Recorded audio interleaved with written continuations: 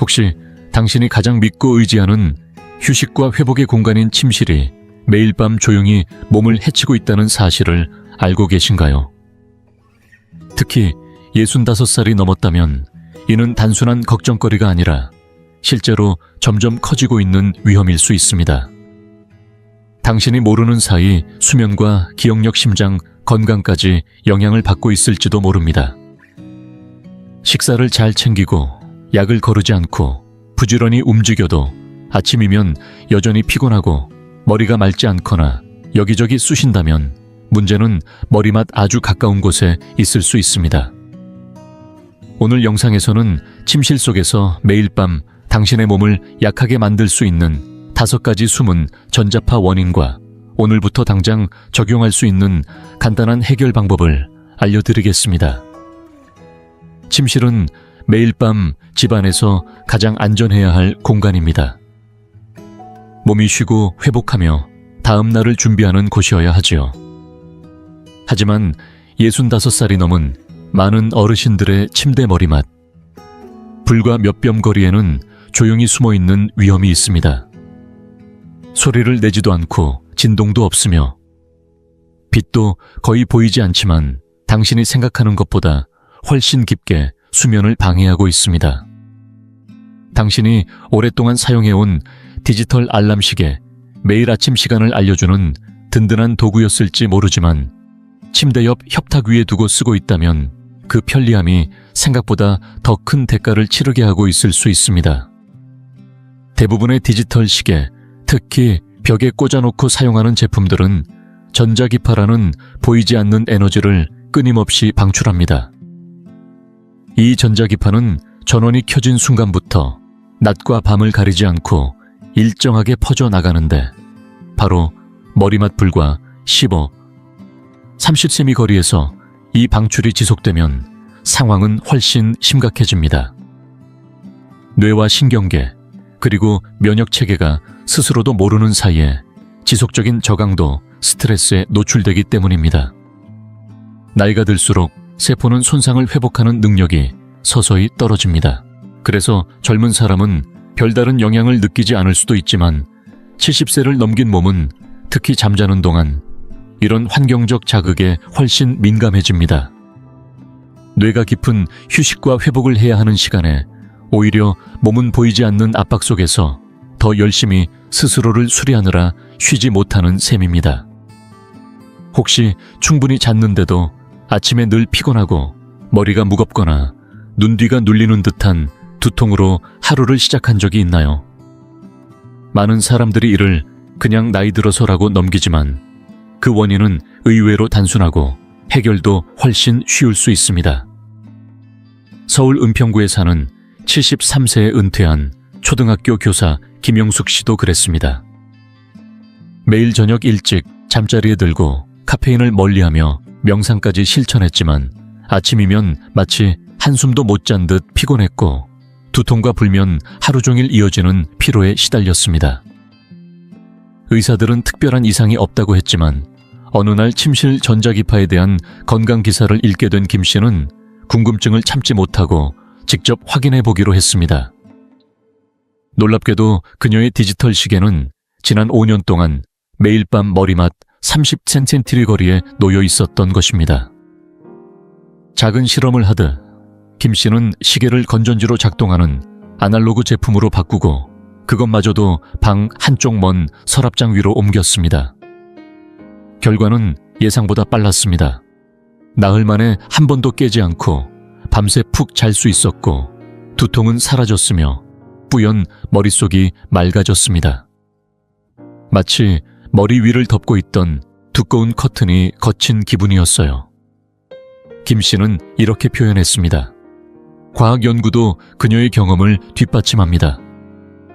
전자기파 노출은 멜라토닌 분비를 방해하는데 멜라토닌은 수면 주기를 조절할 뿐 아니라 면역 기능을 돕는 강력한 항산화제이기도 합니다. 이 호르몬이 줄어들면 숙면을 방해할 뿐 아니라 몸이 질병과 염증을 이겨내는 중요한 도구를 잃게 됩니다. 그렇다면 어떻게 해야 할까요?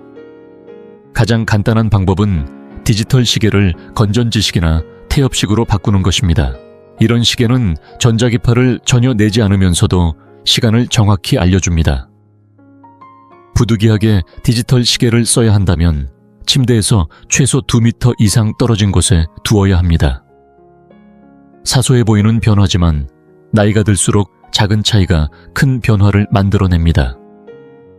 피로 두통 뒤척임 같은 신호는 단순한 노화가 아니라 몸이 보내는 메시지일 수 있습니다. 문제는 늘 몸속에서만 오는 게 아닙니다. 어쩌면 불빛을 은은하게 비추며 밤새도록 켜져 있는 머리맡의 그 물건일지도 모릅니다. 침실 환경을 조금만 조정해도 몸은 고요하고 부담 없는 회복 공간을 얻습니다. 숙면은 더 좋은 에너지와 집중력, 그리고 건강한 심장을 의미합니다. 푹 자고 일어난 날에는 아침밥을 차리는 일부터 사람 이름을 기억하는 것까지 모든 것이 훨씬 쉬워집니다. 당신은 몸과 마음을 온전히 회복시키는 그런 휴식을 누릴 자격이 있습니다. 오늘 밤 단 한 번의 작은 변화를 시작으로 그동안 기다려온 진짜 숙면을 몸에 선물해 보세요.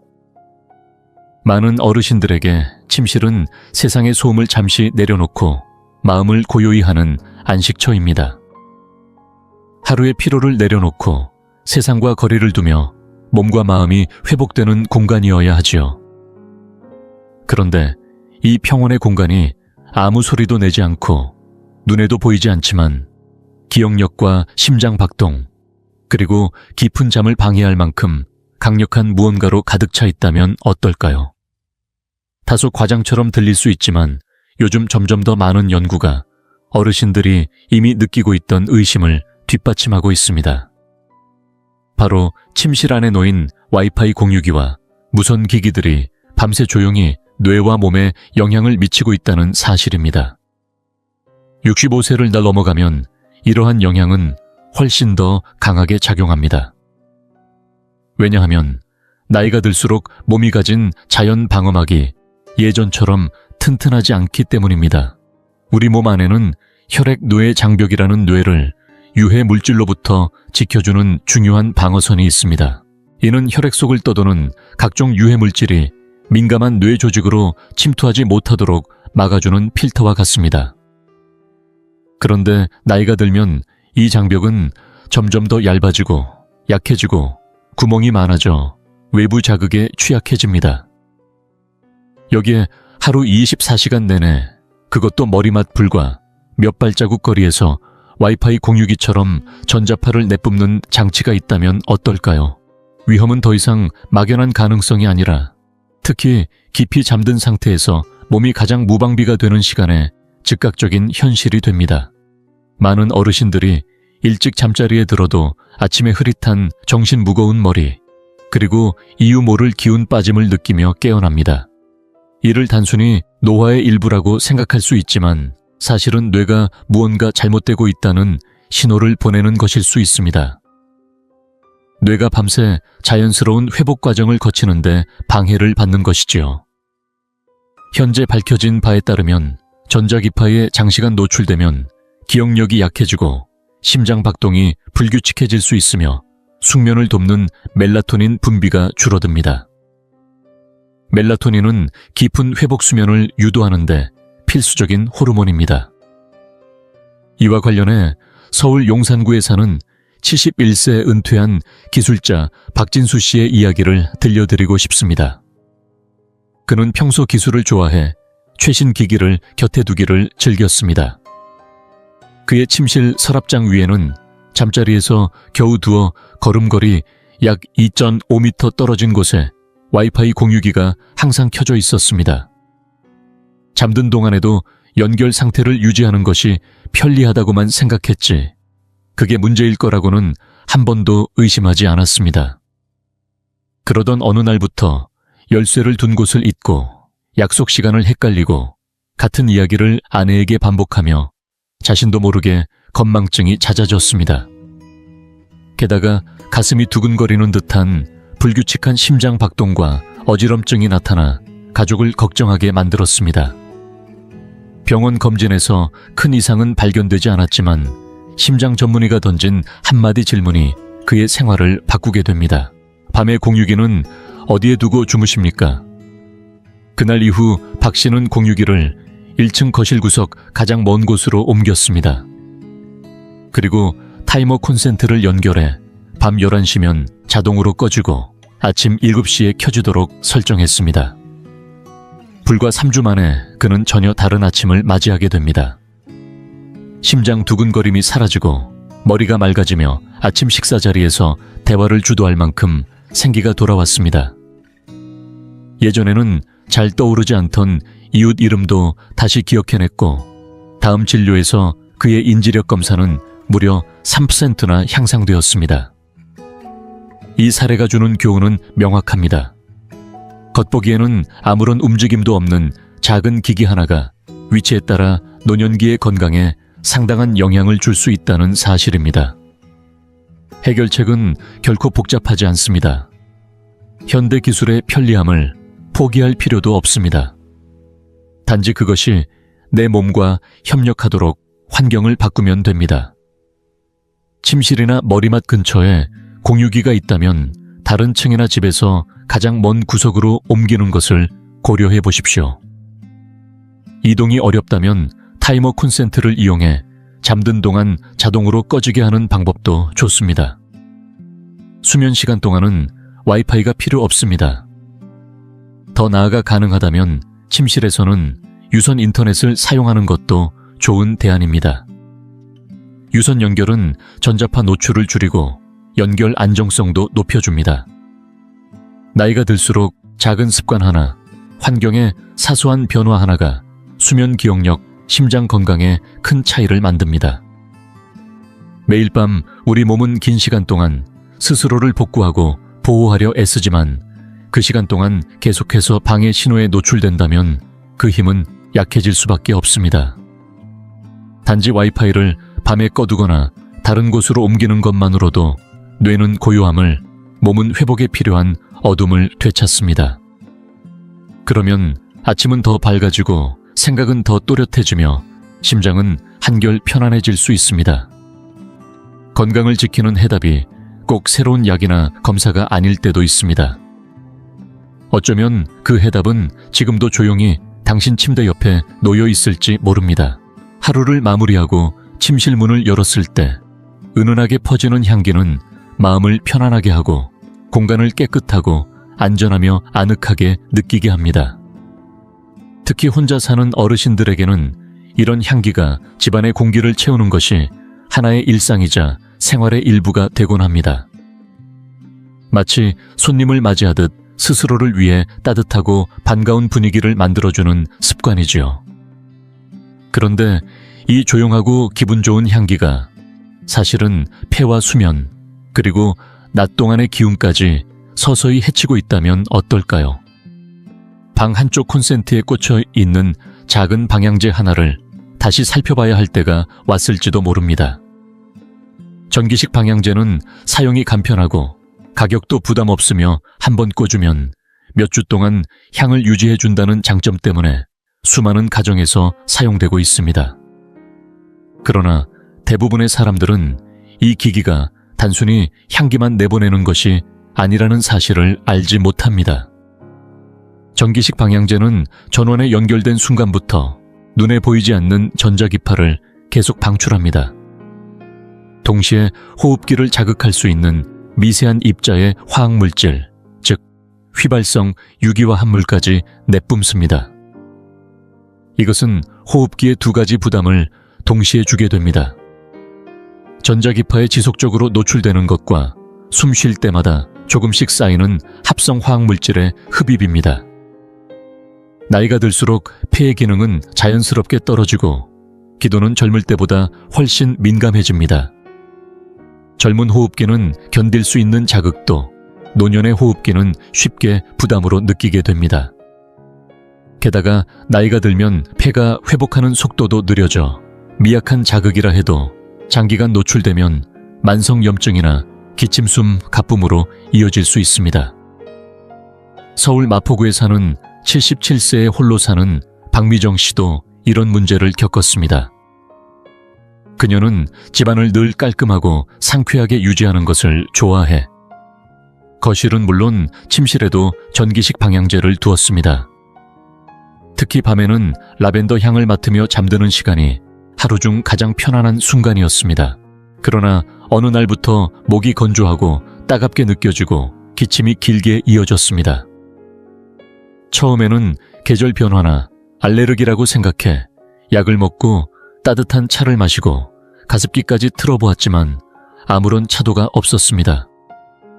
그러다 딸 집에서 일주일간 머무르게 되었는데 그곳에는 방향제가 없었습니다. 놀랍게도 며칠 만에 기침이 사라지고 숨쉬기가 한결 편안해졌으며 아침에 일어날 때 가슴의 답답함도 느껴지지 않았습니다. 집으로 돌아온 뒤 딸은 조심스럽게 침실과 거실에 전기식 방향제를 모두 치우자고 제안했습니다. 처음엔 익숙한 향을 포기하기가 쉽지 않았지만 미정 씨는 시도해보기로 했습니다. 대신 방 구석마다 베이킹소다를 담은 작은 그릇을 두어 냄새를 흡수하게 하고 침대에서 먼 서랍 위에는 라벤더 오일을 살짝 묻힌 손뭉치를 올려두었습니다. 변화는 빠르게 나타났습니다. 며칠 만에 호흡이 훨씬 가벼워졌고 아침에 일어났을 때 코막힘이 줄었으며 숙면의 깊이도 달라졌습니다. 몇 년간 만성적인 호흡기 자극으로 고생하던 그녀를 진료하던 폐 전문의도 이렇게 빠른 회복에 놀랐습니다. 무엇보다 미정 씨는 집안 환경을 스스로 조절해 몸을 지킬 수 있다는 자신감을 되찾았습니다.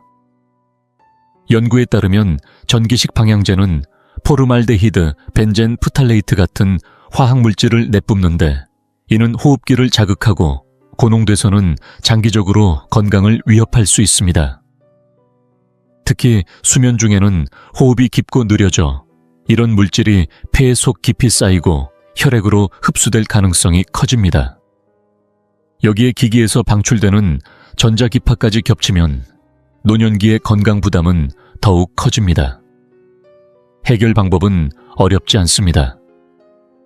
우선 침실, 특히 머리맡 가까이에 있는 전기식 방향제를 모두 빼는 것부터 시작하세요. 그 대신 방구석에 베이킹소다를 두어 냄새를 자연스럽게 흡수하게 하거나 라벤더나 삼나무 오일을 소량 묻힌 솜을 침대에서 먼 곳에 두는 것도 좋습니다. 마른 허브나 꽃을 주머니에 담아 향을 내는 방법 역시 안전하고 은은합니다. 핵심은 침실을 본래의 자연스러운 상태로 되돌리는 것입니다. 공기가 맑고 환경이 부드러우며 몸이 방해받지 않고 쉴 수 있는 공간으로 만드는 것이죠. 편안함과 청결함을 포기하지 않으면서도 폐와 숙면을 지키는 길은 충분히 있습니다. 중요한 건 잠드는 동안 내 주변에 무엇이 있는지 의식하는 것입니다. 나이든 지금 매 순간의 호흡은 더욱 소중하고 한밤의 깊은 잠은 그 무엇과도 바꿀 수 없는 회복의 시간입니다. 그리고 때로는 머리맡에 무엇을 꽂아두느냐가 그 소중한 시간을 지키는 첫걸음이 됩니다. 추운 겨울밤 따뜻하게 데워진 이불 속으로 몸을 미끄러뜨릴 때 느껴지는 포근한 만큼 위로가 되는 순간은 많지 않습니다. 특히 기온이 낮은 지역에 사시거나 관절 통증을 겪는 어르신들에게 전기장판이나 전기찜질기는 더없이 매력적인 선택지처럼 보입니다. 스위치를 켜면 금세 온기가 퍼지고 뻣뻣했던 근육과 관절이 부드러워지며 몸이 서서히 이완되면서 잠자리에 들기 수월해집니다. 하지만 그 온기가 매일 밤 자신도 모르는 사이에 건강을 조금씩 갉아먹고 있다면 어떨까요?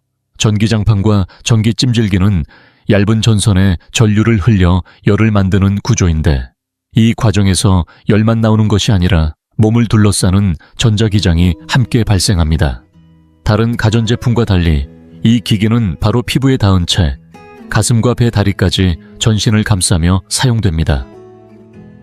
이는 세포가 가장 깊이 회복하고 재생해야 하는 시간에 몇 시간씩 전신이 저강도의 전자파에 노출된다는 뜻입니다. 젊을 때는 이런 노출에도 큰 변화를 느끼지 못할 수 있지만 65세를 넘긴 이후의 몸은 상황이 전혀 다릅니다.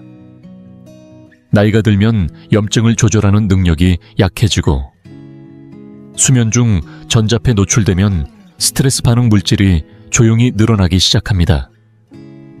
시간이 지날수록 이런 염증은 관절염 같은 만성 질환을 악화시키고 심장 박동을 불규칙하게 만들며 깊고 회복력 있는 수면을 방해할 수 있습니다. 서울 강원도 접경지역에 사는 75세 은퇴 간호사 이정희 씨 역시 이런 경험을 했습니다. 그녀가 사는 곳의 겨울은 길고 매서워 수년 동안 전기장판을 매일 밤 사용해왔습니다. 잠들기 전부터 아침까지 낮은 온도로 켜두는 것이 당연했고 몸에 해롭다고는 한 번도 생각해 본 적이 없었습니다. 그러나 서서히 이상 신호가 나타났습니다. 아침마다 관절이 뻣뻣해지고 알 수 없는 근육통이 생겼으며 심장이 불규칙하게 두근거리는 순간이 잦아졌습니다. 처음엔 나이 탓이나 날씨, 스트레스 때문이라고 여겼지만 우연히 전자파와 수면에 관한 기사를 읽은 후 몇 주만 다른 방법을 써보기로 했습니다. 그녀는 전기장판을 두꺼운 거위털 이불로 바꾸고 플란넬 시트와 양모 매트리스를 겹겹이 깔았습니다. 유난히 추운 날에는 발끝에 뜨거운 물주머니를 두거나 전자레인지에 든 쌀 주머니를 이불 속에 넣어 미리 데워두었습니다. 불과 3주 만에 놀라운 변화가 찾아왔습니다. 관절 통증이 완화되고 심장 박동이 안정되었으며 수개월 만에 가장 깊고 편안한 잠을 잘 수 있었습니다.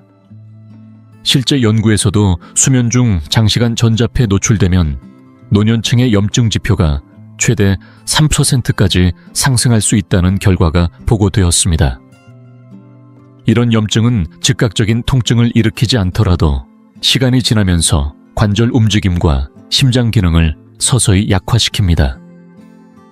수면 중 피부 바로 옆에서 전자파가 조용히 퍼져나가는 상황은 당장은 대수롭지 않게 느껴질 수 있지만 해는 켜켜이 쌓입니다.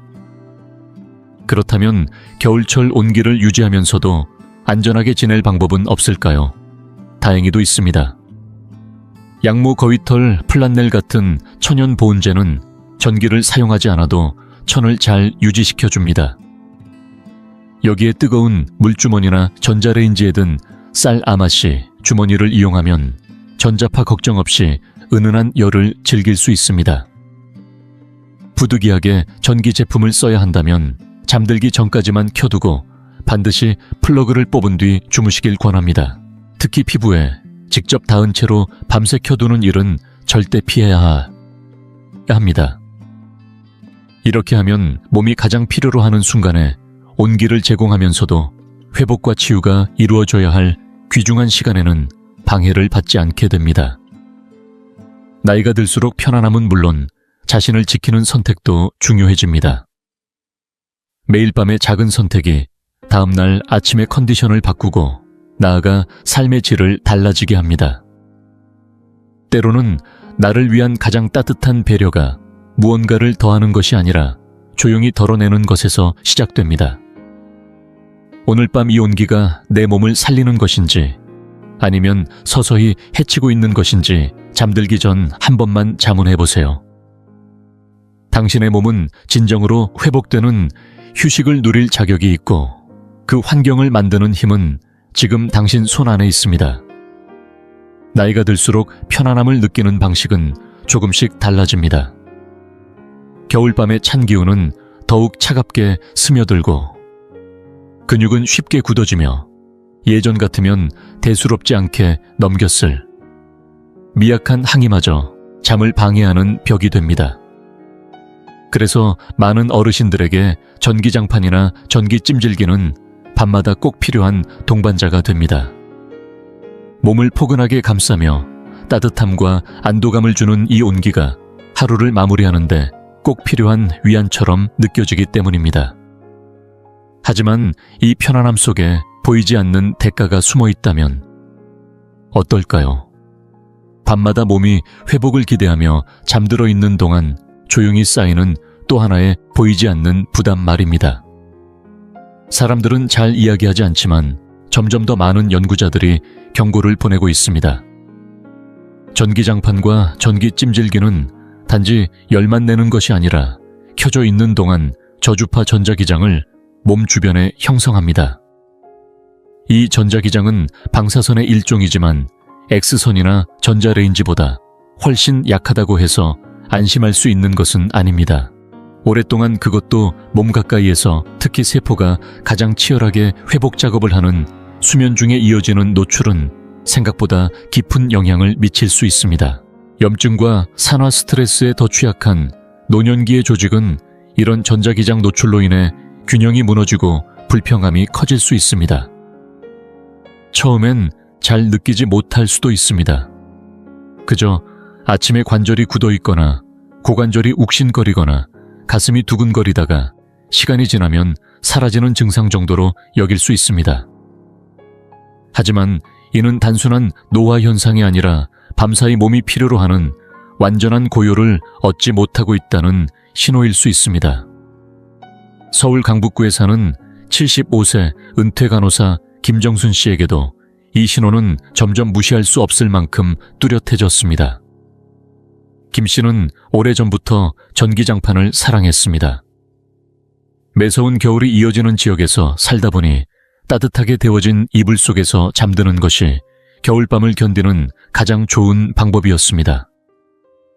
하지만 어느 순간부터 잠이 점점 얕아지고 많이 걷지도 않았는데 무릎이 쑤시기 시작했습니다. 가만히 누워있을 때 가슴이 두근거리는 불규칙한 박동도 느껴졌습니다. 병원에서 여러 검사를 했지만 급한 문제는 없다는 진단만 돌아왔습니다. 그래도 마음 한켠 불안이 가시지 않던 중 전자기장과 노화에 관한 기사를 읽고 김 씨는 새로운 시도를 해보기로 했습니다. 그녀는 전기장판을 치우고 플란넬 시트와 양모 이불 폭신한 매트리스를 겹겹이 깔았습니다. 잠들기 전에는 쌀로 채운 천주머니를 전자레인지에 데워 이불 속에 잠시 넣어두었다가 잠자리에 들기 전에 꺼냈습니다. 전기 없이도 이불은 한동안 따뜻함을 유지했고 3주가 지나자 놀라운 변화가 나타났습니다. 심장 두근거림이 사라지고 관절이 한결 부드러워졌으며 몇 달 만에 아침에 맑고 힘찬 기운으로 눈을 뜰 수 있었습니다. 현재 과학자들은 전기장판처럼 전신을 감싸는 전자기장에 장기간 노출되면 염증을 알리는 화학 신호물질인 사이토카인의 수치가 높아질 수 있다고 보고 있습니다. 이 물질은 면역체계에 싸워야 한다는 신호를 보내지만 너무 오래 높게 유지되면 몸 전체의 낮은 수준의 만성 염증을 만들어냅니다. 이는 관절 경직 피로, 심혈관 부담 같은 노화 관련 문제를 부추기는 보이지 않는 원인 중 하나입니다. 전기장판이 본질적으로 해로운 물건이라는 뜻은 아닙니다. 문제는 사용하는 방식과 빈도에 있습니다. 매일 8시간씩 전자기장에 둘러싸여 자는 것은 깊은 회복이 필요한 노년의 몸에 불필요한 배경 스트레스를 얹어놓는 셈입니다. 이 배경 스트레스는 치유에 써야 할 에너지를 빼앗아가고 휴식 속에 또 하나의 보이지 않는 부담을 더합니다. 그렇다면 더 안전한 대안은 무엇일까요? 양모 플란넬 플리스 같은 천연 소재는 전기를 쓰지 않아도 보울력이 뛰어납니다.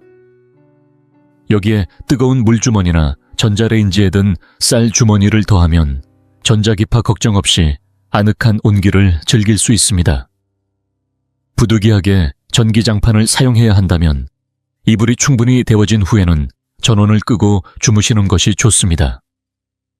때로는 나를 위한 최고의 자기관리가 무언가를 더하는 것이 아니라 불필요한 것을 덜어내는 데서 시작됩니다. 따뜻하고 부드러우며 불필요한 간섭이 없는 잠자리. 그것이 몸이 본래 하도록 설계된 회복을 가능하게 합니다. 숙면은 나이가 들어서 누리는 사치가 아니라 몸이 필요로 하는 가장 순수한 약입니다. 그리고 그 약은 지금도 당신이 선택하기만 하면 매일 밤 스스로에게 줄 수 있습니다. 나이가 들수록 우리 몸은 단순히 질병이나 부상뿐 아니라 일상 속에 숨어있는 보이지 않는 부담에도 더 민감해집니다. 많은 어르신들이 간과하는 위협은 집 밖이 아니라 바로 침대 옆에서 조용히 다가옵니다. 디지털 알람식의 와이파이 공유기, 콘센트형 방향제 충전 중인 휴대전화, 그리고 전기장판까지. 언뜻 보면 무해해 보이지만 이들은 몸이 감지할 수 있는 에너지를 밤새 내보냅니다. 특히 회복이 이루어져야 하는 수면 시간에 이러한 보이지 않는 파동은 숙면을 방해하고 심장 박동을 흔들며 기억력과 관절 건강에도 영향을 미칠 수 있습니다. 나이가 들면 몸의 회복 시스템은 느려지고 세포는 회복에 더 오랜 시간이 필요하며 잠은 얕아집니다. 이때 협탁 위에 작은 기기 하나라도 부담이 더해지면 피로 통증 건망증으로 기울기 쉬워집니다. 하지만 좋은 소식이 있습니다. 침실을 두려워할 필요는 없습니다. 단지 다시 생각하면 됩니다. 휴대전화를 멀리 두거나 잠드는 동안 와이파이를 꺼두는 작은 조치 하나로도 수면의 질이 달라집니다. 콘센트에 꽂는 물건 하나를 바꾸는 사소한 변화가 뇌와 몸이 그토록 원하던 고요함을 선물할 수 있습니다. 매일 밤은 치유의 기회이며 지금도 당신의 몸은 그 공간만 주어진다면 스스로 회복하는 법을 알고 있습니다. 긴 세월을 버텨온 당신의 강인함과 회복력을 이제는 침실이 지켜줄 차례입니다. 맑고 깨끗한 에너지가 흐르는 공간에서 진정한 휴식을 누리십시오. 오늘도 저와 함께 해주셔서 감사합니다. 이 이야기가 당신의 침실을 새로운 시선으로 바라보는 계기가 되었길 바랍니다. 고요하고 평화롭고 진정으로 치유되는 공간 말입니다. 때로는 가장 작은 물건 하나가 우리가 어떻게 자고 생각하고 아침을 맞이하는지에 큰 변화를 가져옵니다. 다행히 몇 가지 부드러운 변화만으로도 몸을 지켜주고 매일 밤 당연히 누려야 할 쉼을 되찾을 수 있습니다. 이제 당신의 이야기를 듣고 싶습니다. 침실에 이런 물건들을 두고 계셨나요? 오늘 밤 바로 실천할 수 있는 작은 변화는 무엇인가요? 이 영상이 새로운 관점이나 작은 용기를 주었다면 댓글에 희망이라고 남겨주세요. 도움이 되셨다면 좋아요와 구독 버튼을 눌러주시고 알림 설정도 잊지 마세요. 혹시 60세 이상의 가족이나 친구가 있다면 이 영상을 함께 나눠주세요. 그분들의 밤도 조금 더 편안해질 수 있습니다. 다음에 다시 뵐 때까지 당신의 밤이 깊이 휴식하고 아침이 환하게 빛나며 마음이 평화로 가득하길 바랍니다. 건강히 지내시고 곧 다시 찾아뵙겠습니다. 60세가 넘어도 아직 이런 것들을 해낼 수 있다면 아마도 아주 오랫동안 건강하게 살 수 있을 겁니다. 물론 영원히 사는 건 아니지만 정말 긴 세월을 함께 할 수 있겠죠. 오늘은 작은 놀이를 해보겠습니다. 제가 7가지를 말씀드릴 건데 그중 5가지 이상을 지금도 할 수 있다면 앞으로도 오래 활기차게 살 가능성이 높습니다. 흔히 말하는 건강하게 먹고 운동하라는 뻔한 얘기가 아닙니다. 실제 생활 속에서 사회성과 활동성을 얼마나 잘 유지하고 있는지를 보여주는 능력들입니다. 자, 이 중에 몇 가지를 지금도 할 수 있는지 함께 확인해 보겠습니다. 그리고 본격적으로 시작하기 전에 당신에 대해 조금 더 알고 싶습니다.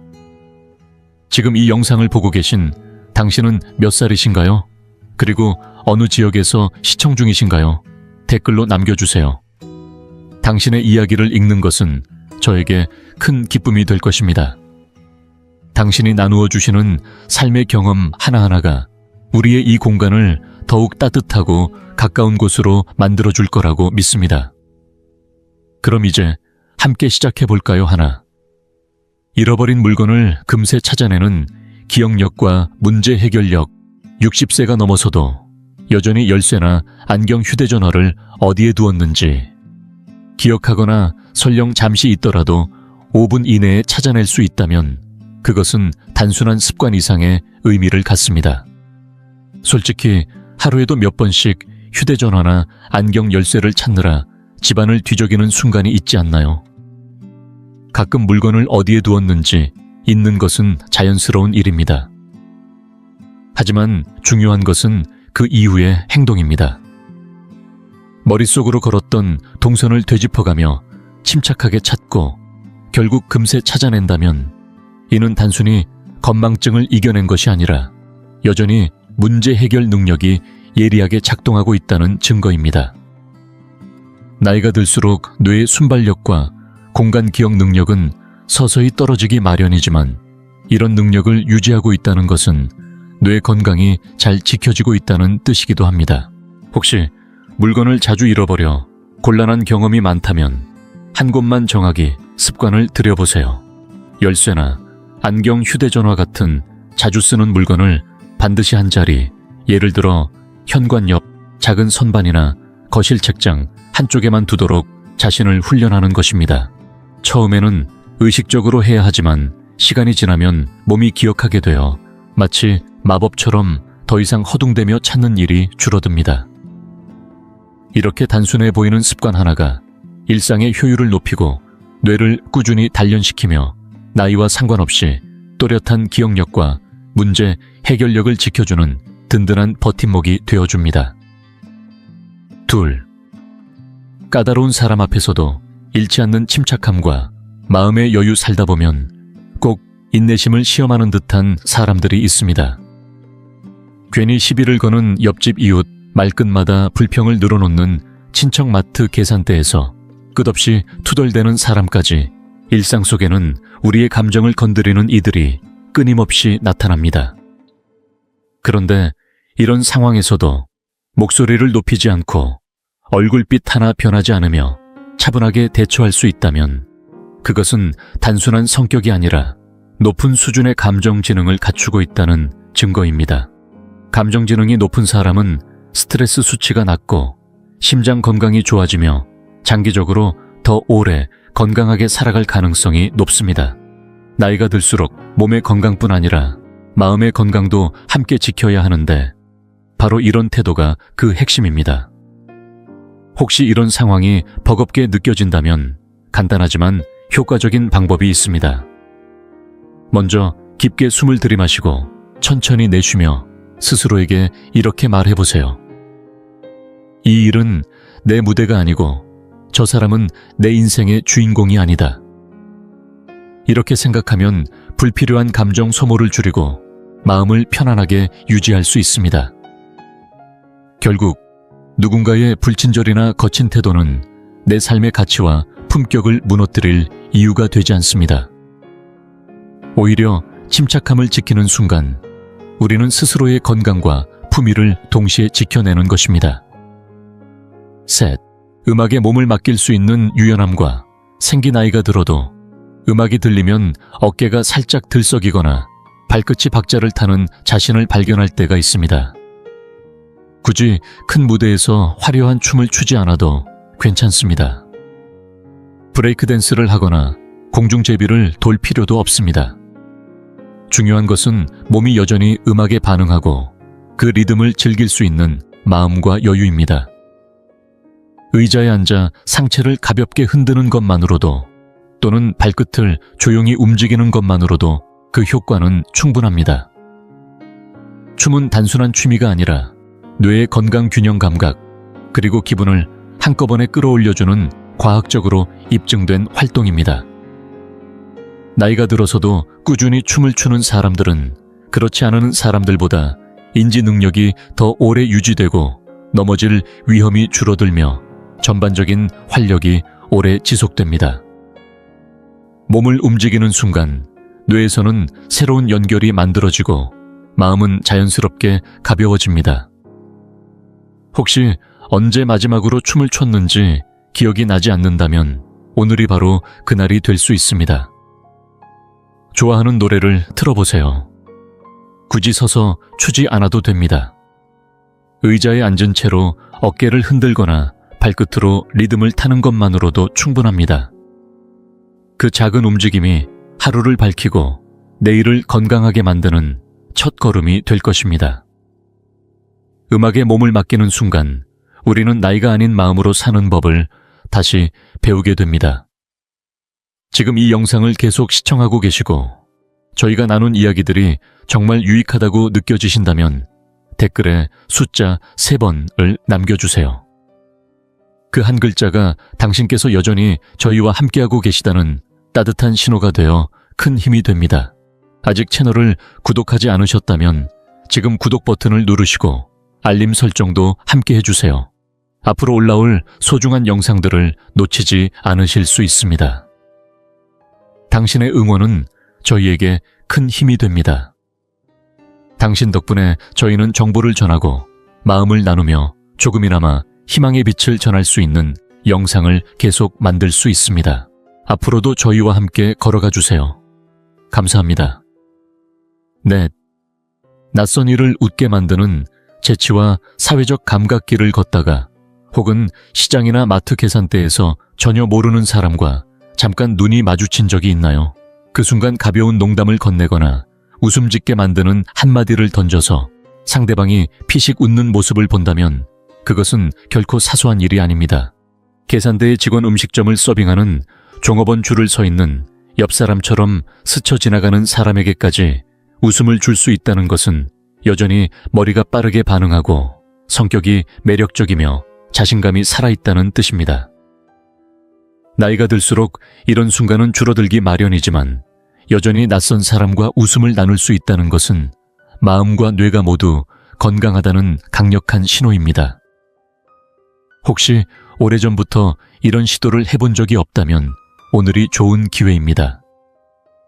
길에서 마주친 사람에게 엉뚱하지만 귀여운 칭찬을 해보거나 대화 속에 살짝 웃음을 묻혀보세요. 그 작은 시도가 상대방 하루를 환하게 만들 뿐 아니라 스스로의 하루도 한결 밝아질 것입니다. 그렇다면 지금까지 소개한 4가지 중 몇 가지를 직접 해본 적이 있나요? 댓글로 알려주세요. 여러분이 얼마나 많은 오래 사는 습관을 아직도 간직하고 있는지 궁금합니다. 지금까지 우리는 안경이나 물건을 잃어버려도 금세 찾아내는 기억력 까다로운 사람 앞에서도 차분함을 잃지 않는 마음 음악에 몸을 맡길 수 있는 여유, 그리고 낯선 사람을 웃게 만드는 재치까지 4가지를 살펴봤습니다. 하지만 여기서 끝이 아닙니다. 이어지는 다음 3가지는 아마 여러분이 깜짝 놀랄 만큼 특별한 능력일지도 모릅니다. 그 전에 부탁 하나 드립니다. 이 영상을 보고 계시다면 좋아요 버튼을 눌러주시고 구독도 함께 해주세요. 앞으로도 젊고 또렷하며 활기찬 삶을 지키는 예기치 못한 방법들을 꾸준히 전해드리겠습니다. 이제 남은 3가지 놀라운 능력을 함께 알아보겠습니다. 5. 예전 물가를 또렷하게 기억하는 오래된 기억력의 힘. 가끔 시장이나 마트에 가서 물건을 집어들었다가 가격표를 보고 깜짝 놀란 적이 있나요? 그러고는 옆에 있던 사람에게 심지어 묻지도 않았는데 이거 예전에는 몇천 원밖에 안 했는데 하고 말한 적이 있다면 이는 결코 단순한 습관이 아닙니다. 이는 아직도 뇌 속의 긴 시간, 축이 선명하게 작동하고 있다는 강력한 증거입니다. 이름이나 기념일을 기억하는 것만이 좋은 기억력의 전부가 아닙니다. 인생의 흐름 속에서 가격시기 변화 등을 또렷하게 떠올릴 수 있다는 것은 뇌가 여전히 연결고리를 만들고 중요한 세부사항을 지켜내고 있다는 뜻입니다. 처음 운전대를 잡았을 때 주유소에서 넣었던 휘발유 가격 80년대 빵집에서 사 먹던 식빵 한 덩이에 갑동네 영화관 입장료까지 정확히 기억한다면 뇌는 여전히 예리하게 반응하고 있다는 뜻입니다. 솔직히 말해 젊은 사람들에게 그때는 더 쌌다고 말하는 순간에 은근한 즐거움도 있습니다. 과거의 물가를 기억하고 그것을 현재와 비교할 수 있다는 것은 단순한 추억이 아니라 뇌 건강과 장수의 중요한 지표이기도 합니다. 인지 기능이 떨어지기 시작하면 가장 먼저 잊히는 것이 바로 이런 사소해 보이지만 생활과 연결된 기억들입니다. 그러니 다음에 누군가가 그 얘기 또 하세요 하고 눈을 굴린다 해도 마음속으로 미소 지으며 이렇게 말해보세요. 그래서 내가 너보다 오래 살 거야. 이 유쾌한 한마디가 살아온 세월을 지켜준 나만의 뇌 건강 증명서가 되어줄 것입니다. 6. 바닥에서 거뜬히 일어날 수 있는 힘과 균형 감각. 솔직히 바닥에 앉는 건 누구나 쉽게 할 수 있습니다. 그러나 문제는 다시 일어날 때 시작됩니다. 나이가 들수록 이 동작이 은근히 버겁게 느껴질 때가 많죠. 하지만 여전히 의자나 벽가구 3개쯤을 붙잡지 않고도, 또 아이고 하는 소리를 내지 않고도 바닥에서 자연스럽게 일어날 수 있다면 이는 놀라운 신체 능력을 유지하고 있다는 신호입니다. 다리 근육이 단단하고 관절이 유연하며 몸의 균형 감각이 잘 유지되고 있다는 뜻이기 때문입니다. 흥미로운 점은 연구 결과에서도 손을 쓰지 않고 바닥에서 일어날 수 있는 사람일수록 평균 수명이 길다는 사실이 밝혀졌다는 것입니다. 이른바 앉았다 일어나기 테스트는 전신의 움직임과 체력 균형 유연성을 한 번에 확인할 수 있는 가장 좋은 방법 중 하나로 알려져 있습니다. 혹시 지금 당장 이 동작이 힘들게 느껴진다고 해서 낙담할 필요는 없습니다. 오히려 지금이 시작하기 좋은 시기입니다. 하루에 한 번 바닥에 앉았다 손을 쓰지 않고 일어나는 연습을 해보세요. 처음에는 무겁고 어색하게 느껴질 수 있지만 시간이 지나면 근육이 반응하고 몸이 적응하기 시작합니다. 중요한 건 매일 조금씩 꾸준히 시도하는 것입니다. 이렇게 하다 보면 다리 힘은 물론이고 넘어짐을 예방하는 균형 감각까지 함께 강화됩니다. 잠시 숨을 고르며 스스로에게 물어보세요. 마지막으로 아무 소리도 내지 않고 바닥에서 홀로 일어났던 순간이 언제였는지, 혹시 그 기억이 오래전이라면 오늘이 그 감각을 되찾는 첫날이 될 수 있습니다. 용기 있는 분들은 그 경험을 댓글로 남겨주시면 좋겠습니다. 7. 새로운 인연을 만드는 사교성과 그 힘. 60세가 넘어서도 여전히 새로운 친구를 만들 수 있다면 이미 오래 사는 비밀 중 하나를 손에 쥐고 있는 것입니다. 사람을 사귀는 능력은 단순한 성격의 문제가 아니라 건강과 직결된 강력한 장수 요인입니다. 외로움은 많은 어르신들에게 보이지 않는 치명적인 위험이 됩니다. 흡연보다도 잘못된 식습관보다도 더 심각하게 수명을 단축시키는 원인이 될 수 있습니다. 하지만 여전히 대화를 시작하고 사람들과 어울리며 의미 있는 관계를 만들어갈 수 있다면 그 순간부터 인생의 길이에 보너스 시간을 더하는 셈입니다. 나이가 들수록 친구는 줄어들기 쉽습니다. 오래된 이웃이 이사를 가거나 가족이 바빠지고 오랜 지인이 세상을 떠나기도 합니다. 그러다 보면 새로운 인연을 만드는 것이 점점 더 어렵게 느껴집니다. 그러나 동네 모임에 참여하거나 아파트 앞마당에서 이웃과 이야기를 나누거나 마트 계산대에서 직원과 짧게라도 농담을 주고받는 것처럼 사소한 사회적 연결을 계속 만들어가는 사람은 뇌가 더 오래 또렷하게 유지되고 스트레스가 줄어들며 면역력까지 강해집니다. 무엇보다도 인생은 누군가와 함께 나눌 때 훨씬 더 즐겁습니다. 이제 한번 생각해 보세요. 마지막으로 새로운 친구를 만든 것이 언제였나요? 혹시 기억이 가물가물하다면 오늘이 바로 그 첫걸음을 떼는 날이 될 수 있습니다. 큰일을 벌이지 않아도 됩니다. 오랫동안 연락하지 못했던 친구에게 전화를 걸거나 새로운 취미 교실에 등록하거나 길에서 마주친 사람에게 먼저 인사를 건네는 것만으로도 충분합니다. 미래의 당신이 오늘의 용기에 고마워할 날이 반드시 올 것입니다. 이제 정리해 보겠습니다. 만약 60세가 넘은 지금도 여전히 이 7가지를 해낼 수 있다면 당신은 분명 건강하고 오래 사는 길 위에 서 있습니다. 물건을 잃어버려도 5분 안에 금세 찾아내는 기억력 까다로운 사람 앞에서도 흔들리지 않는 침착한 음악에 맞춰 어깨라도 살짝 움직일 수 있는 유연함 낯선 사람을 웃게 만드는 재치, 예전 물가를 또렷하게 기억하는 오래된 기억력 바닥에서 힘들이지 않고 일어날 수 있는 튼튼한 다리와 균형 감각, 그리고 새로운 친구를 만들고 관계를 지켜가는 사교성까지. 이 모든 것은 단순한 습관이 아니라 당신의 뇌와 몸 마음이 여전히 건강하게 살아있다는 증거입니다. 이제 묻고 싶습니다. 이 중 몇 가지를 지금도 하고 계신가요? 댓글로 남겨주시면 얼마나 많은 분들이 이 인생을 연장하는 능력을 간직하고 있는지 함께 확인해 보겠습니다. 영상을 마치기 전에 부탁드릴 것이 있습니다. 좋아요와 구독 버튼을 눌러주시고 알림 설정까지 해두시면 앞으로도 젊음과 활력을 지키는 다양한 이야기들을 놓치지 않으실 겁니다. 또 이 영상을 가족이나 친구들과 공유해 주세요. 누가 봐도 자신이 은근히 시간을 거꾸로 걷고 있는지 궁금해하지 않을 사람은 없으니까요. 오늘도 끝까지 함께해 주셔서 감사합니다. 다음 영상에서 다시 뵙겠습니다.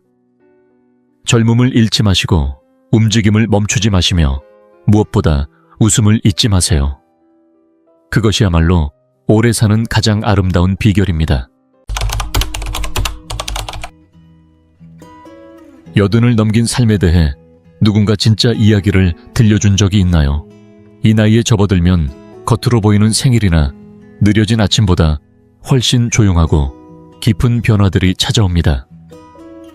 말로 잘 표현되지 않는, 그러나 누구나 가슴 한켠에서 느끼는 그런 변화들입니다. 지혜와 상실 존재감과 거리감 고요함과 때로는 외로움이 함께 섞인 시기입니다.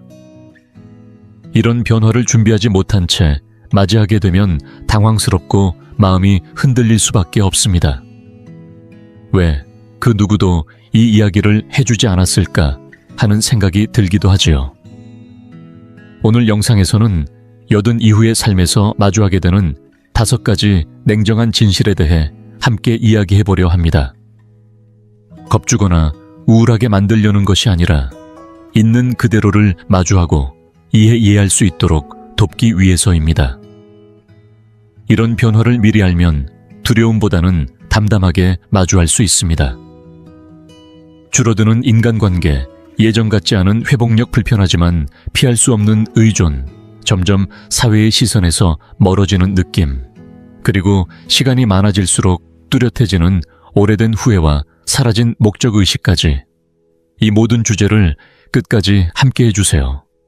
무겁게 느껴질 수도 있지만 그 속엔 받아들임과 회복력, 그리고 누구도 대신 정의할 수 없는 당신만의 품격 있는 삶이 담겨 있습니다.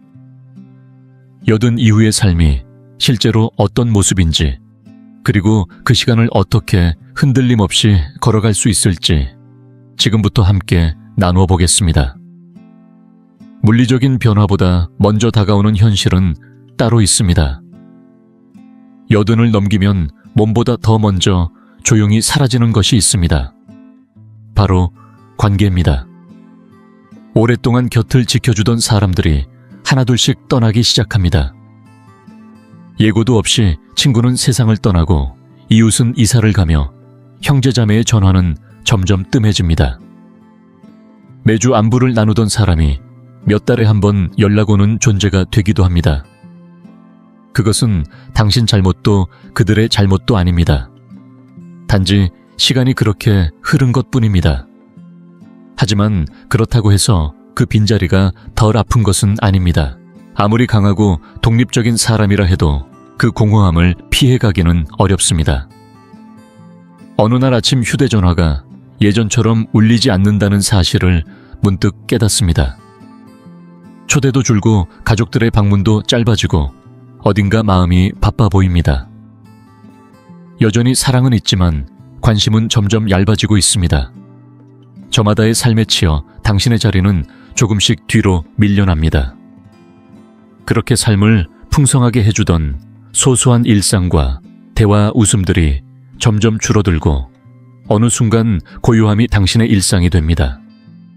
누구도 이런 상황을 미리 알려주지 않습니다. 67까지만 해도 주변은 여전히 북적이고 안부도 자주 오갔습니다. 하지만 80을 넘기면 변화는 조용히 찾아옵니다. 눈치채기도 전에 당신은 대화를 따라가기보다 앞서가게 되고 어느 순간 자신이 남아있는 사람이 되었다는 사실을 깨닫게 됩니다. 서울 성북구에 사는 84세 박정호 어르신이 떠오릅니다. 매일 아침 동네 커피숍에 들러 같은 자리에 앉던 분입니다.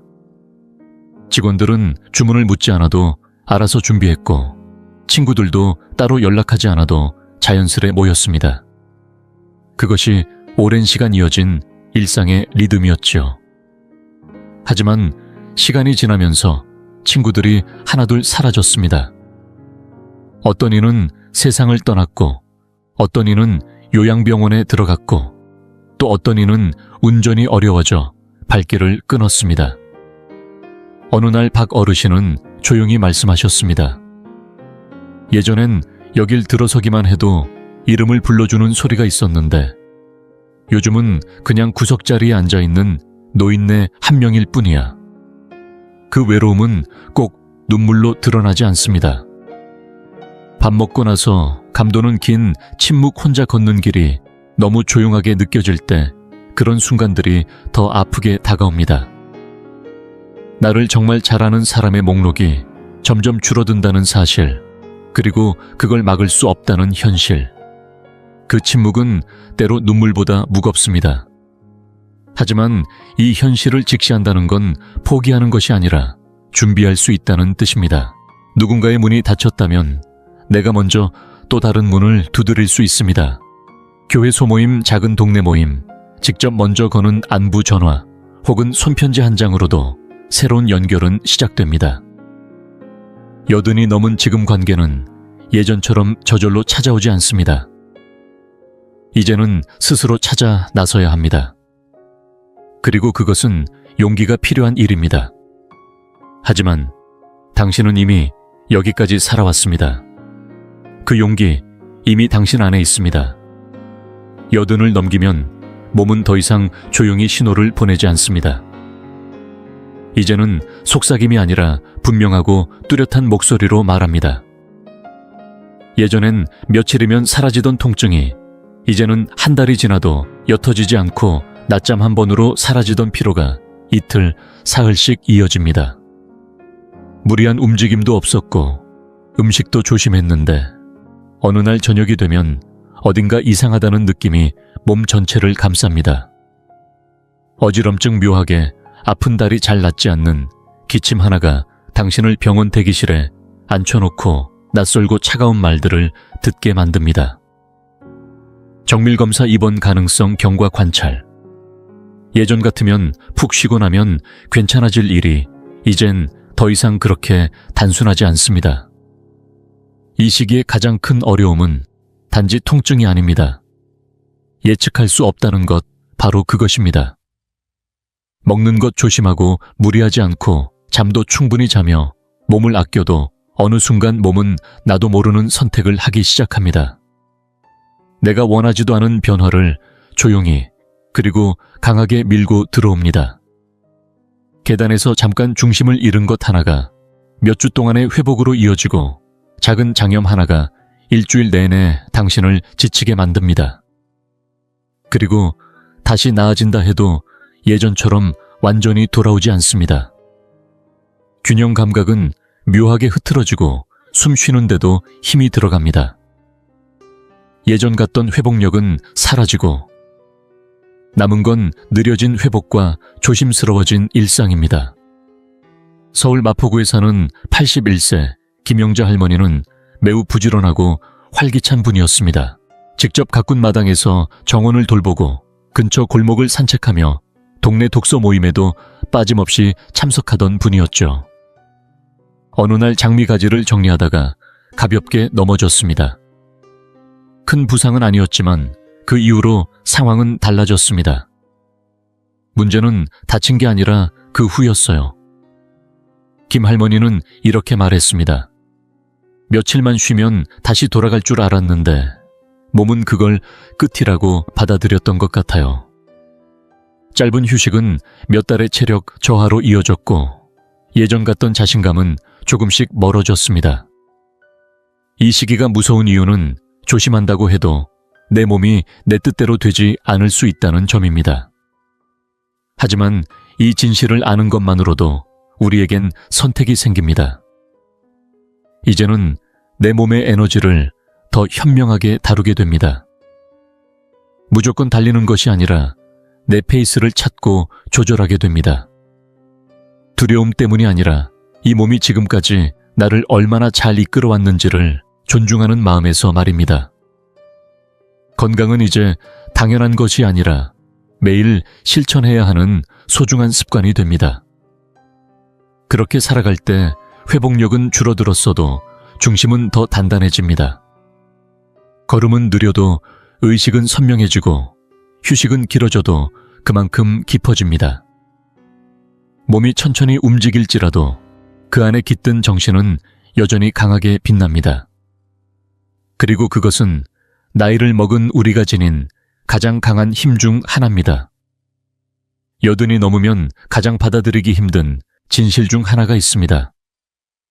바로 예전엔 아무렇지 않게 해내던 일들에 이제는 도움이 필요해진다는 사실입니다.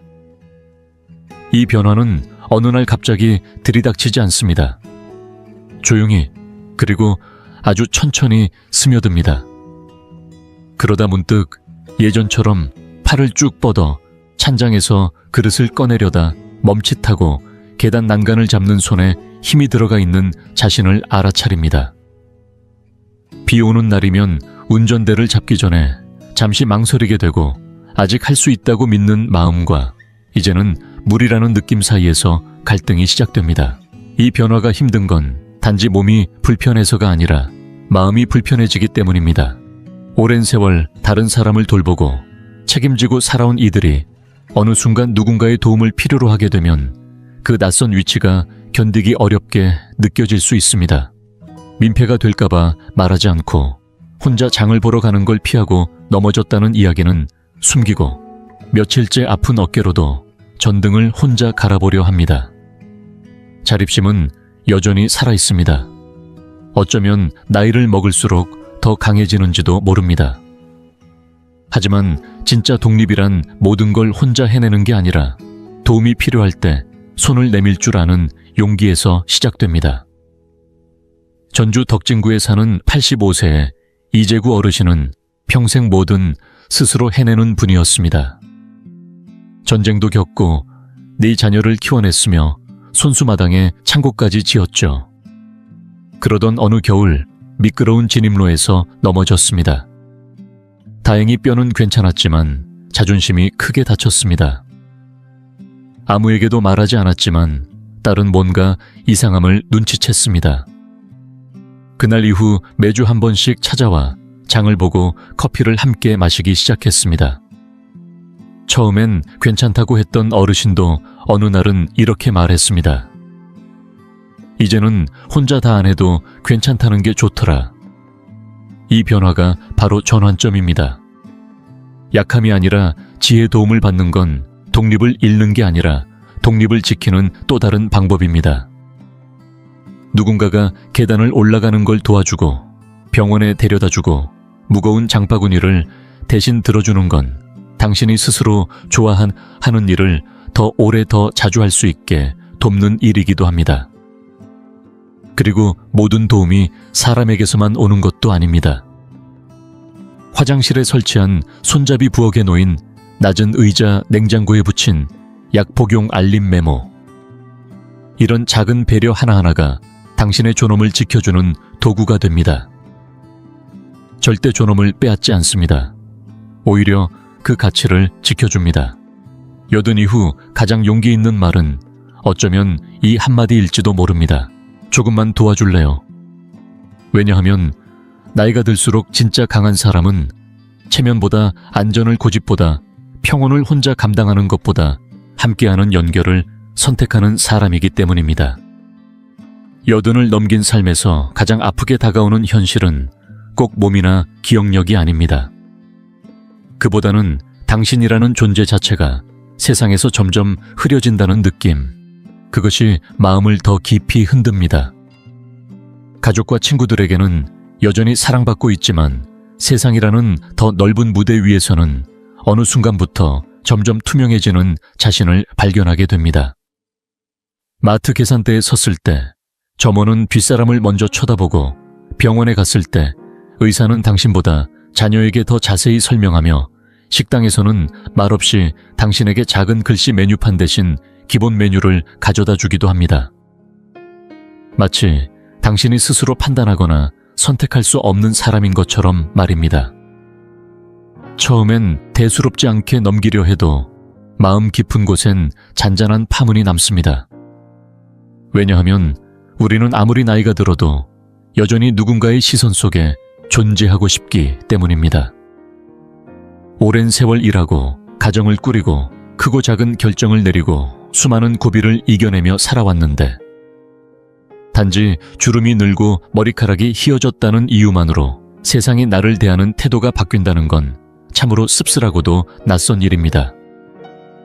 더 안타까운 건 이런 대우가 악의에서 비롯된 것이 아니라는 점입니다.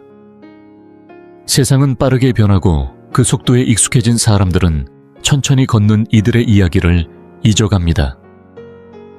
젊음에 집착하는 사회는 지금의 나이에 이르기까지 걸어온 내면의 강인함을 쉽게 놓쳐버립니다. 그리고 우리가 아무 말도 하지 않으면 어느새 우리 자신도 점점 더 뒤로 물러나게 됩니다. 목소리를 잃어서가 아니라 사람들이 그 목소리를 더 이상 들으려 하지 않기 때문입니다. 86세의 윤인자 할머니는 서울 중구의 한 작은 근현대사 전시관에서 오랫동안 자원봉사를 하셨습니다. 그분은 그 시대를 직접 살아낸 증인이자 누구보다 정확한 지식을 가진 분이었지요. 그런데 어느 날 한 방문객이 직원에게 질문을 던졌고, 윤 할머니는 그 답을 말하고 싶었지만 아무도 그녀에게 묻지 않았습니다. 제가 그 순간에 대해 조심스럽게 물었을 때 할머니는 그저 웃으며 이렇게 말씀하셨습니다. 이젠 익숙해요. 하지만 그 미소 안에는 말없이 스며든 슬픔이 분명히 있었습니다. 존재가 불씨가 아니라 가구처럼 여겨질 때 느끼는 쓸쓸함, 바로 그것이었습니다. 하지만 당신은 가구가 아닙니다. 어떤 배경의 일부도 아닙니다. 당신은 여전히 여기 있습니다. 생각하고 있고 느끼고 있고 기여할 수 있는 사람입니다. 세상이 잊었다고 해서 당신마저 자신을 잊을 필요는 없습니다. 그렇다면 어떻게 해야 할까요? 말해야 합니다. 질문하고 의견을 내고 투표하고 아무도 묻지 않아도 자신의 이야기를 꺼내야 합니다. 무릎이 떨려도 일어나야 하고 잠시 주저해도 다시 그 자리에 서야 합니다. 왜냐하면 그 순간마다 당신은 세상과 스스로에게 이렇게 말하게 됩니다. 나는 아직 끝나지 않았다. 나는 사라지지 않았다. 나는 시간의 증인이자 살아 숨쉬는 도서관이며 여전히 중요한 목소리다. 그리고 꼭 크게 외치지 않아도 괜찮습니다. 중요한 건 사라지기를 거부하는 용기입니다. 그 조용한 결심이 누구보다 강한 당신의 존재를 세상에 다시 새기게 할 것입니다. 여든을 지나면 삶은 점점 느려집니다. 달력은 비어가고 약속은 줄어들며 하루하루는 조용한 리듬을 타기 시작합니다. 그 고요함은 단순히 외부의 정적만이 아닙니다. 내면 깊숙한 곳에서도 말없는 침묵이 찾아옵니다. 처음에는 편안함처럼 느껴지기도 합니다. 생각할 시간이 많아지고 기억을 되짚고 지나온 길을 찬찬히 돌아볼 여유가 생기니까요. 하지만 조심하지 않으면 그 고요함은 어느새 무게로 바뀌어 다가옵니다. 크게 울리는 아픔이 아니라 소리 없이 가슴에 내려앉는 후회들. 그때 왜 더 많은 시간을 함께하지 못했을까? 그 기회를 왜 망설였을까? 지금은 시간은 있지만 그 일을 할 수 있는 힘과 자유는 사라졌구나. 이런 후회는 겉으로 잘 드러나지 않기에 사람들은 자주 이야기하지 않습니다. 우리는 노년의 지혜, 은퇴의 여유, 손주의 웃음을 말하지만 정작 그 이면에 자리한 조용한 질문은 쉽게 건드리지 않습니다. 이제 나는 무엇을 위해 하루를 살아가야 할까? 평생을 일하고 돌보고 베풀며 바쁘게 살아왔던 이들에게 삶이 갑자기 멈춰버린 듯한 이 시기는 마치 존재의 이유마저 함께 사라지는 듯한 허전함을 안깁니다. 대전 서구에 사는 88세의 박종수 어르신은 40년 넘게 교사로 일하셨습니다. 퇴직할 땐 자부심이 컸지만 어느 순간 마음 깊이 허무함이 찾아왔다고 합니다. 이제 나를 필요로 하는 사람이 없는 것 같았다고요. 하지만 그것은 진실이 아니었습니다. 단지 필요로 되는 방식이 바뀌었을 뿐이었습니다. 삶의 목적은 은퇴하지 않습니다. 그저 형태를 바꿔가는 것뿐입니다. 더 이상 집을 짓지 않더라도 손주들에게 이야기를 들려주며 자신감을 세워줄 수 있습니다. 회의를 이끌진 않아도 힘든 이의 곁에서 묵묵히 함께하는 존재가 될 수 있습니다. 세상을 바꾸진 않더라도 외로운 이웃에게 건네는 미소 하나로 하루를 따뜻하게 물들일 수 있습니다. 진짜 후회의 위험은 실수에 있지 않습니다. 그 실수 속에 너무 오래 머물면서 아무 의미로도 바꾸지 못할 때 생깁니다. 하지만 우리가 삶의 목적을 성과가 아닌 존재감으로 다시 정의하기 시작하면 여전히 나눌 수 있는 것들이 많다는 걸 깨닫게 됩니다. 그것은 타인에게만이 아니라 스스로에게 주는 선물이기도 합니다. 여든 이후 우리가 해야 할 가장 중요한 일은 커다란 유산을 남기거나 박수를 받는 일이 아닐 수도 있습니다. 그보다 더 깊고 조용한 일, 매일 아침 일어나 마음의 온기를 품고 눈빛에 호기심을 띠며 오늘 내가 비춰줄 수 있는 작은 빛은 무엇일까 하고 자신에게 묻는 일. 그건 후회가 아니라 회복입니다. 그리고 그 회복은 지금 이 순간에도 늦지 않았습니다. 당신이 삶에 다시 의미를 불어넣기로 결심하는 바로 그날이 다시 시작되는 첫날입니다. 마무리하며 여든을 넘긴다는 건 결코 가벼운 일이 아닙니다. 수십 년간의 사랑과 상실 노력과 변화, 그리고 견딤이 쌓여 만들어진 인생의 큰 이정표입니다. 하지만 그 힘만큼 새로운 과제도 함께 찾아옵니다. 어떤 건 아주 미묘하고 어떤 건 쉽게 외면할 수 없습니다. 이런 현실을 마주하는 건 약해서가 아니라 솔직하다는 뜻입니다. 살아오면서 인생이 얼마나 예측할 수 없고 때로는 불공평한지 그 모든 것을 직접 겪어봤다는 증거이기도 합니다. 오늘 이야기한 5가지 중에서 어떤 부분이 가장 마음에 와닿았나요? 가까운 사람들과의 관계가 조용히 멀어질 때 느끼는 고요함이었을까요? 이전처럼 회복되지 않는 몸에 대한 답답함이었을까요? 평생 도와주는 입장이었다가 이제 도움을 받아야 할 때의 낯선 감정이었을까요? 아니면 세상이 너무 빠르게 돌아가면서 나를 보지 못할 때의 외로움, 혹은 삶의 목적이 흐려질 때 찾아오는 공허함이었을까요? 어떤 것이든 간에 오늘 영상에서 당신이 조금이나마 위로받았기를 바랍니다. 느려지는 속도 속에서도, 흐릿해지는 기억 속에서도, 밤잠을 설치게 만드는 질문들 속에서도 당신은 혼자가 아닙니다.